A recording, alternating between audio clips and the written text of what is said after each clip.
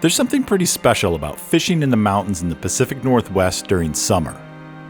The smell of the sun warming the boughs of the Douglas fir trees, the joy of finding perfectly ripe wild berries, the forest around you teeming with life and greenery. It's hard to beat. In a lot of cases, it's also the best place to escape the heat and find cold, clean water along with hungry trout that are willing to rise to a dry fly. There's a short window of time when all of these things come together to create a truly wondrous experience.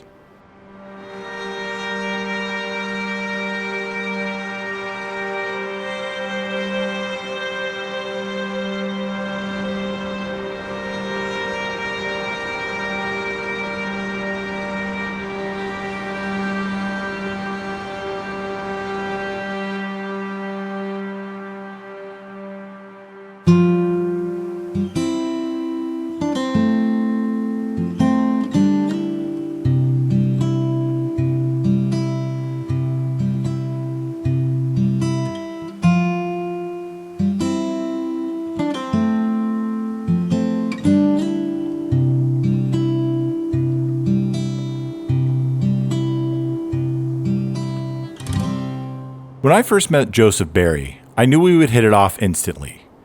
We both knew of each other through mutual friends and through the local fly fishing community, so it was really just a matter of time before we went fishing together. Joseph has been contributing to the newsletter of one of the local fly shops for a while now, and every time that I would read his articles, I would get excited as we both enjoy fishing the same types of waters and systems for the same types of fish. Joseph is also a very talented writer, which makes reading his work that much more enjoyable. Recently, he has helped to spearhead a guiding program that concentrates on a few bodies of water within the Mount Hood National Forest. This is a great way for people to learn more about some of the streams and lakes in their own backyard, and to hopefully come to appreciate some often overlooked fisheries.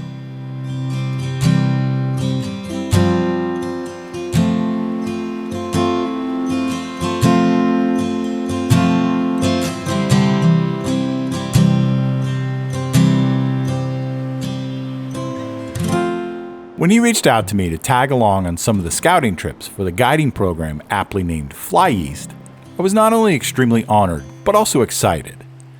I've been exploring a lot of these streams and rivers for more time than I'd like to admit, and getting the opportunity to show each other some of our own personal favorite spots has been a real treat.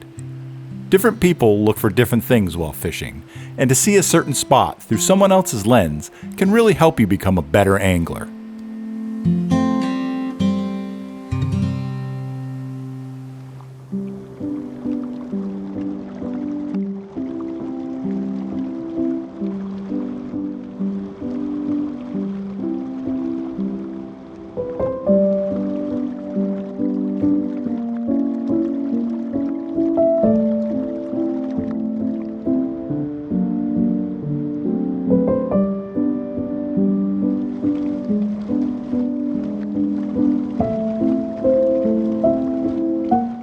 When I'm out in natural places that are as beautiful as somewhere like this, I'm reminded of a Jacques Cousteau quote where he said, "We forget that the water cycle and the life cycle are one."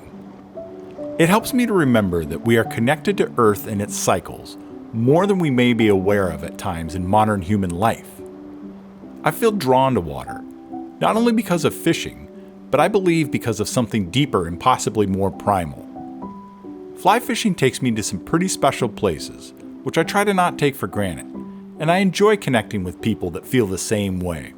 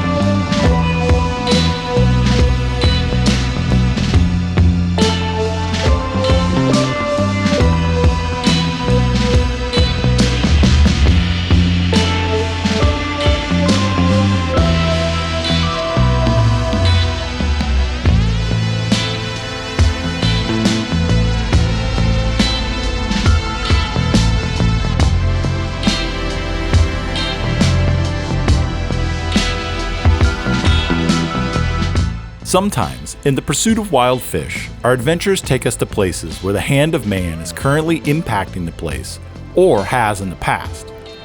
I always find myself faced with a bit of a moral dilemma in situations like these. On one hand, the physical impact of dams, irrigation canals, cattle grazing, etc. can have a very negative impact on both the aquatic ecosystem and anadromous fish. But on the other hand, if well managed, can actually manifest an environment that is well suited for resident fish by creating consistent flows of cold water. Generally, I prefer the places where the hand of man is either minimal or absent, but sometimes you just have to play the cards that you are dealt, so to say, and fish what's in front of you. And it's hard to complain when the fishing's good.